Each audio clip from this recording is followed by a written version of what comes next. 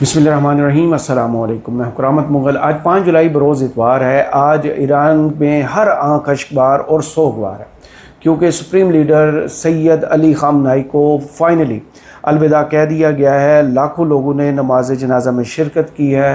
Abbas Araghchi साहब ने जितने भी 70 से ज़ायद मुल्कों से आए हुए मंदुबीन का शुक्रिया अदा किया, लेकिन साथ साथ कारोबार ज़िंदगी भी चल रहा है। कतर के साथ तल्लुकात की बहाली और वहाँ पर अब नया प्लान क्या है, उस हवाले से अब ख़बरें सामने आ चुकी हैं। सऊदी अरब के साथ जनाब तल्लुकात नॉर्मल हो चुके हैं, बोइंग तैयारे ख़रीदे जा रहे हैं। कमर्शियल फ़्लाइट्स जो हैं वो दुबई के साथ बहाल हो चुकी हैं, वहाँ पर भी मामलात ज़िंदगी बिल्कुल नॉर्मल हो चुके हैं। इसके अलावा बहरीन अब वाहिद मुल्क और कुवैत बच गए हैं जिनके बारे में अभी ईरान की फ़ॉरेन पॉलिसी में कोई उस तरह की हरकत देखने में नहीं आई कि तल्लुकात बहाल हों, तिजारती और मुआशी किसी भी किस्म के, वो देखने कब बहाल होते हैं। दूसरी जानब जब ईरान में हर आंख जो है वो अश्कबार थी, नम थी, उसी वक्त डोनाल्ड ट्रंप ने एक इंतहाई घटिया किस्म का ट्वीट किया।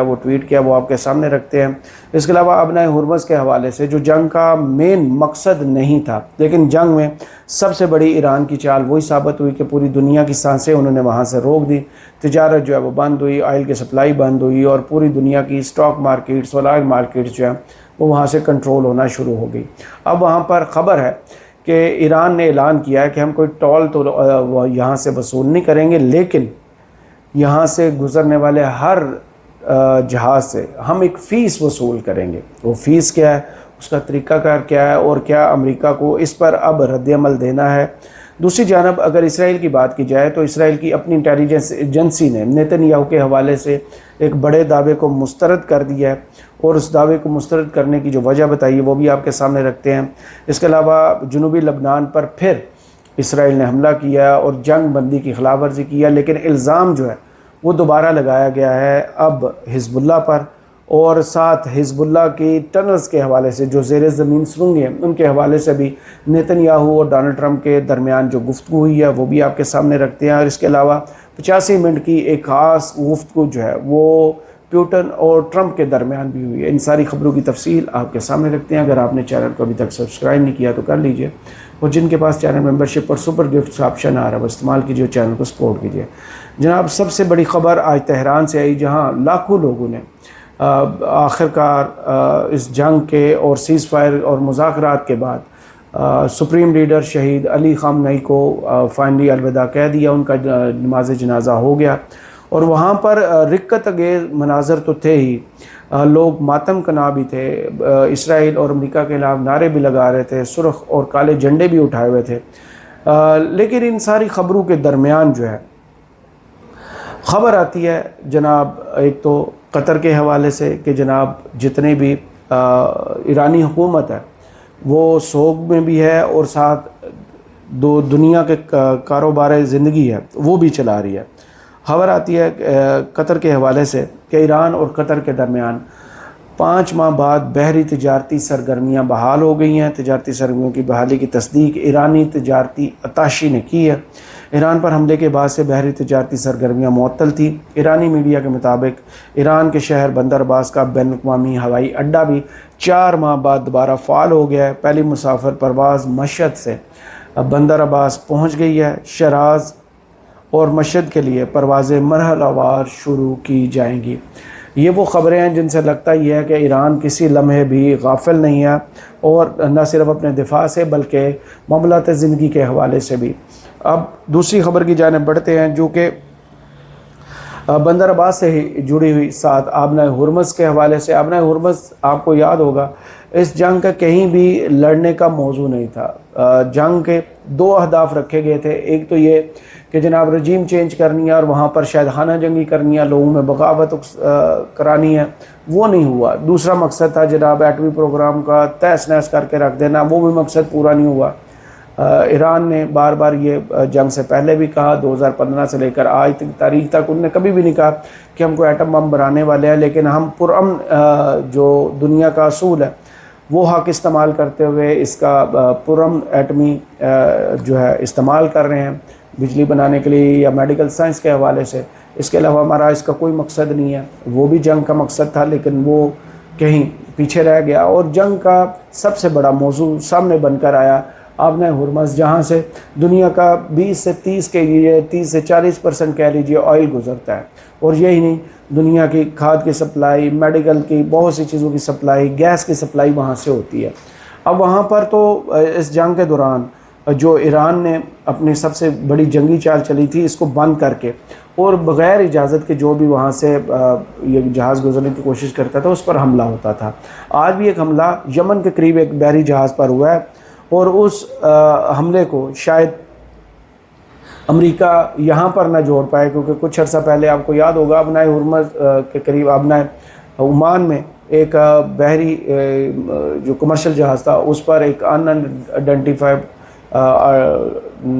حملہ ہوا تھا، اور اس حملے کے بعد 2 دفعہ امریکہ نے ایران پر حملہ کیا، اور جواب میں ایران نے بھی جتنے بھی امریکی اڈے ان کی دسترس میں ان پر حملے کیے تھے۔ لیکن اب آبنۂ ہرمز جو ہے وہاں سے جب پوری دنیا ایران کو یہ کہہ رہی ہے کہ یہاں پر کوئی فیس وصول نہ کی جائے، کوئی ٹال نہ یہاں سے لیا جائے، لیکن ایران نے اب اعلان کر دیا ہے آبنۂ ہرمز سے گزرنے والے ہر جہاز سے فیس وصول کی جائے گی، ٹول نہیں۔ دوست ممالک کو خصوصی رعایت دیں گے۔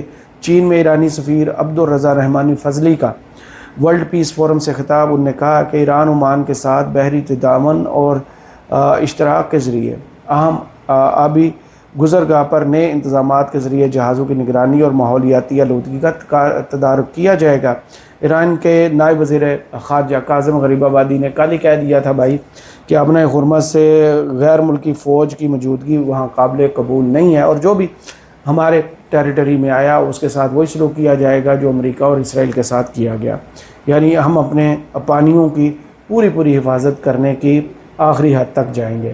آبنۂ ہرمز سے خبروں کے علاوہ بڑی خبر جو ہے وہ آتی ہے آگے اسرائیل کے حوالے سے، اور اسرائیل میں آتا ہوں ڈونلڈ ٹرمپ نے کیا جنازے کے حوالے سے بکواس کیا، اس پر آنے سے پہلے اسرائیل کی انٹیلیجنس ایجنسی جو ہے موساد نے ایک رپورٹ جاری کی ہے جس میں انہوں نے نیتن یاہو کے اس دعوے پر سوالات اٹھائے۔ نیتن یاہو نے یہ دعویٰ کیا تھا کہ ہم نے ایران کی جتنی بھی ایٹمی صلاحیت ہے اس کو ختم کر دیا ہے، لیکن اب یہ نئی رپورٹ جو ہے وہ ایران کے حوالے سے کہ ایران کے جوہری پروگرام کی مکمل تباہی کی تصدیق سے اسرائیلی انٹیلیجنس ایجنسی نے انکار کر دیا ہے۔ ایران کے جوہری پروگرام پر وزیر اعظم آفس موساد اور فوجی انٹیلیجنس کے درمیان اختلافات سامنے آ گئے ہیں۔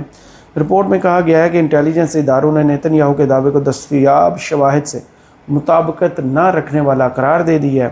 اسرائیلی میڈیا کے مطابق نیتن یاہو امریکی صدر ٹرمپ کے اس موقف کی بھی توثیق چاہتے تھے کہ ایرانی جوہری پروگرام مکمل طور پر تباہ ہو چکا ہے، تاہم اسرائیلی سیکورٹی اداروں نے اس دعوے کی تصدیق نہیں کی۔ ایران کے جوہری پروگرام کو پہنچنے والے نقصان کی حتمی نوعیت اور حجم سے متعلق اب بھی کوئی مستند اور مکمل شواہد دستیاب نہیں ہیں۔ تو یہ 2 ممالک کی یہاں پر سبکی ہوئی ہے جو یہ کہہ رہے تھے کہ ہم نے صفحہ ہستی سے مٹا دیا، ایران کی ایٹمی طاقت کو ختم کر دیا، ایران کی نیوی کو ختم کر دیا، ایران کی فضائیہ کو ختم کر دیا، رجیم کو ختم کر دیا، پاسداران انقلاب کو ختم کر دیا۔ لیکن ایران میں جنہوں نے آج جنازے کے مناظر دیکھے ہیں، ان مناظر کو دیکھنے کے بعد ایک تو وہاں پر کسی قسم کا خوف نہیں ہے، عوام جیسے پوری دنیا سے وہاں لوگوں نے شرکت کی، ایران کے اندر سے بھی تقریباً 2 کروڑ کے قریب لوگوں نے اس جنازے میں شرکت کیا، اور جنازہ تہران سے قم سے پھر نجف، اور نجف سے کربلا سے واپس مشہد آئے گا، اور مشہد میں ان کی امام رضا کے روزے کے پہلو میں ہی ان کی تدفین ہوگی۔ لیکن اس موضوع پر، اس موقع پر ڈونلڈ ٹرمپ کو ہم بار بار کہتے ہیں کہ اپنی چونچ جو ہے وہ بند رکھنی چاہیے، لیکن وہ ڈونلڈ ٹرمپ بھی کیا جو بکواس یا گھٹیا الفاظ کا استعمال نہ کرے۔ اب بھی جنازے کے حوالے سے اور ایرانیوں کی توہین کے حوالے سے جو بات کی گئی ہے وہ سن لیجئے۔ ڈونلڈ ٹرمپ نے میسج میں کہا ہے کہ عوام کو علی خامنئی کے لیے روتا دیکھ کر حیران ہوں، سمجھتا تھا ایرانی ان سے نفرت کرتے ہیں، شاید یہ آنسو بھی دکھاوے کے ہیں۔ جناب صدر ٹرمپ نے ایکزیس کو انٹرویو دیا ہے اور کہتے ہیں اگر چاہتے تو علی خامنئی کی نماز جنازہ میں شریک تمام افراد کو ختم کر سکتے تھے، لیکن ایسا نہیں کیا۔ امریکی دنیا کے سب سے بہادر اور بہترین لوگ ہیں۔ امریکہ میں سب کو مکمل مذہبی آزادی حاصل ہے۔ امریکہ کے پاس دنیا کی سب سے مضبوط فوج ہے۔ امریکی عوام کسی کو اپنی آزادی چھیننے نہیں دیں گے۔ امریکہ دنیا بھر میں امید کی کرن ہے۔ امریکہ کو کبھی یہ ناکام نہیں ہونے دیں گے۔ مجھے تیسری مدت کا کہنا چاہیے لیکن نہیں کہوں گا کیونکہ تنازع نہیں چاہتا۔ ایران ہمارا احترام کرتا رہا تو کوئی مشکل یا تنازع نہیں ہوگا، لیکن جو الفاظ استعمال کیے گئے ہیں اس سے بہتر تھا خاموشی اختیار کی جاتی ہے اور ایران اور علی خامنئی صاحب کے جنازے کے حوالے سے گفتگو نہ کی جاتی۔ شاید امریکہ میں یہ ہوتا ہو دکھاوے کے آنسو، لیکن وہاں پر آپ کو پتہ ہے جتنا مذہبی جذباتیت اور عقیدت لوگوں کی سپریم لیڈر کے ساتھ ہوتی ہے وہ سارے پاکستان کے لوگ بھی جانتے ہیں، اور ایران، عراق اور دنیا میں جہاں جہاں بھی لوگ بستے ہیں وہ جانتے ہیں کہ اس عقیدت کو کہیں آپ تول نہیں سکتے، نہ کچھ جانچنے کا یا اس کی پیمائش کرنے کا کوئی پیمانہ ابھی تک دستیاب ہے۔ لوگ اپنی مرضی سے اس جنازے میں شامل ہوئے۔ سب کو پتہ تھا کہ ممکنہ طور پر اسرائیل کو شرارت کر سکتا ہے، اسرائیل نہ صحیح تو امریکہ کو شرارت کر سکتا ہے، لیکن ایسا نہیں ہوا۔ اب دیکھنا یہ ہے کہ پہلا مرحلہ مکمل ہوا، اب اس مرحلے کے بعد اگلے مرحلے میں قم اور عراق اور پھر مشہد کی باری ہے۔ دیکھنا یہ ہے کہ تب تک امن رہتا ہے یا پھر کچھ شرارت ہوتی ہے، کیونکہ 11 جولائی کو اسلام آباد میں جو العربیہ نے رپورٹ کیا ہے امریکہ اور ایران کے درمیان مذاکرات دوبارہ شروع ہوں گے، اور 3 مین پوائنٹس کے اوپر یہ مذاکرات ہوں گے۔ سب سے پہلے آپ نے ہرمز، اس کے بعد ایران کے مجمد اثاثے اور پھر ایران کا ایٹمی پروگرام۔ ایران کی جانب سے ایسا کوئی بیان ابھی تک سامنے نہیں آیا، کیونکہ ایران ہمیشہ سے یہ کہتا ہے کہ اس کے ایٹمی پروگرام کے حوالے سے ابھی گفتگو نہیں ہوگی۔ باقی ایران کے مجمد اثاثے اور آپ نے ہرمز اور جتنے بھی محاذ جنگ ہیں ان پر جنگ بندی کے حوالے سے بات چیت اور عمل درآمد کے حوالے سے مذاکرات آگے بڑھ سکتے ہیں۔ اب آتے ہیں اس آخری خبر کی جانب جو ڈونلڈ ٹرمپ اور پیوٹن کے درمیان 85 منٹ کی ٹیلی فونک گفتگو ہوئی ہے، جس میں خطے کی جو معاملات ہیں اس پر بھی بات ہوئی ہے، یوکرین جنگ کے حوالے سے بھی بات ہوئی ہے، لیکن سب سے بڑی خبر اس میں یہی ہے کہ روس یہ چاہتا ہے کہ امریکہ دوبارہ حملہ نہ کرے اور جتنے بھی مطالبات پر یا MOU پر دستخط ہوئے ہیں ان پر عمل درآمد ہو، اور ڈونلڈ ٹرمپ جو ہیں اس معاملے کو یقینی بنائیں کہ دوبارہ جنگ بھی نہیں چھیڑی جائے گی، ابن ہرمز کی ناکہ بندی بھی نہیں کی جائے گی، ایران کے جناب جتنے مجمد اثاثے ہیں وہ بھی بحال کیے جائیں گے، اور ایران پر عالمی پابندیوں میں بھی نرمی کے ساتھ ساتھ ان کے خاتمے کی جانب بڑھیں گے۔ ایران کے اوپر جو تیل بیچنے کی عالمی پابندیاں ہیں وہ بھی ختم، اور اس کے علاوہ انٹرنیشنل بینکنگ چینلز اور FATF کے اندر جو بلیک لسٹ میں ایران کو ڈالا ہوا ہے وہاں سے بھی ان کو نکال کر نارمل دنیا کا دروازہ ان کے لیے بھی دستیاب ہو۔ لیکن دیکھنا یہ ہے کہ جو دن گزر رہے ہیں ڈونلڈ ٹرمپ کے بیانات میں وہ جو زہر ہے وہ اسی طرح موجود ہے۔ اس زہر کو کم کرنے کے لیے امریکہ کو کم از کم کوئی نہ کوئی ایسے کانفیڈنس بلڈنگ میجرز کرنا پڑیں گے جس کی وجہ سے ایران جو بار بار کہتا ہے کہ ان دونوں ملکوں کے درمیان، امریکہ اور ایران کے درمیان بھروسے کی فضا نہیں ہے، وہ دھوکہ دیتے ہیں، اس دھوکہ دہی کو یا بھروسے کو جو بہتر کرنے کے لیے اقدامات ثابت ہوں، نہ کہ یہ کہ اب جنگ لڑی کہ کل جنگ شروع ہوئی۔ اب آتے ہیں اس آخری خبر کی جانب جو ڈونلڈ ٹرمپ اور نیتن یاہو کے درمیان ہونے والی گفتگو کے بعد منظر عام پر آئی۔